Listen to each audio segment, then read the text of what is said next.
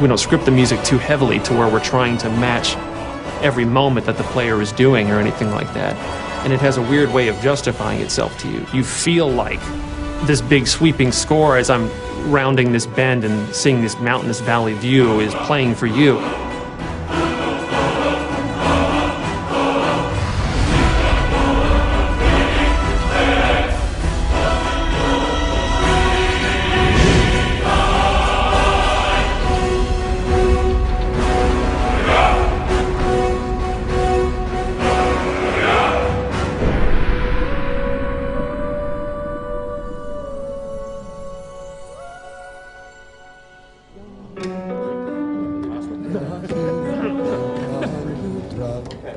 So any questions on the pronunciation? The full quarter note. Let's try it.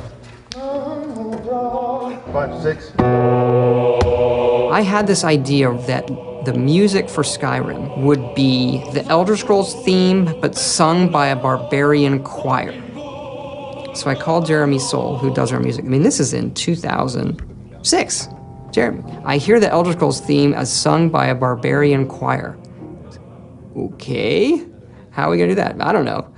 You know, what are they singing? They're singing this song in the dragon language to the theme of Elder Scrolls. Emil Paglarula, senior designer in this game, does a lot of the writing.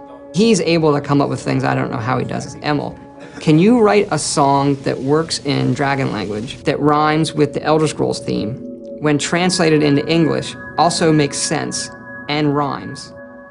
As the story goes, he kind of sat on it for a while and went home one weekend and heated up some mead and wrote the thing.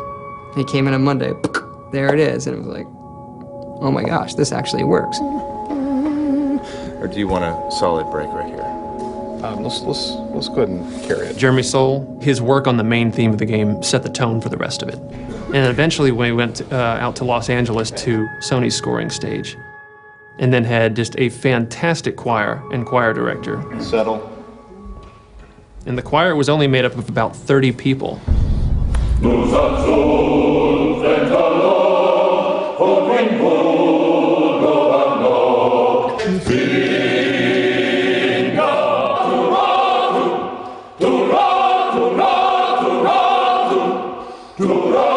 And what they would do is just do 3 passes on each verse of the song. Now you've got the sound of 90 people singing this thing in this massive hall. You take a break from it and you come back, you still get the hairs raising on your neck every time they come to the big chorus.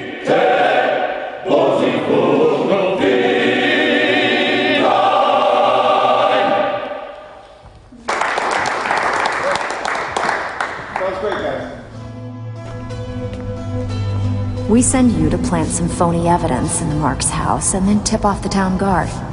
The rest takes care of itself. Sound like you can handle it? I think the best NPCs, you can tell a lot about them from the voiceover. But I still hear the call of the blood. We all do. It is our burden to bear. But we can overcome. That little bit of writing and how they say hello is, I think, like one of the hardest things to do. If it's the war you're referring to, I'm on the side of Whiterun. You know, in Oblivion, we had like 12 actors, and that was one of the complaints, is you walk into Oblivion and you hear a lot of the same voices. So for Skyrim, we want to definitely improve on that dramatically, and we're talking dramatically, like night and day. I would gladly retire from the world were such a day to dawn. And in this game, we have 70 plus actors doing over 110 roles. A lot more than we've ever had.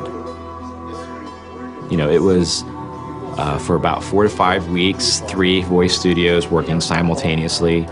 Let's see if we can get people trying a quote-unquote Nordic accent. You've come all the way to Skyrim. You're at the tip of the continent here. Guys are big and burly and have beards. The women are big and burly and have beards. And everyone's handy with an axe. And it's a fine line of what sounds good and what sounds like ridiculous. And so we spent a lot of time casting. We have some great actors. And I advise you both to listen to what he has to say before you do anything rash. That's one, Joan. Really cool. Some of the more specific names joining us on the project: Christopher Plummer, Max von Sydow, Joan Allen. Also Linda Carter, Michael Hogan, Vladimir Kulich. You're jumping from line to line, and so your emotion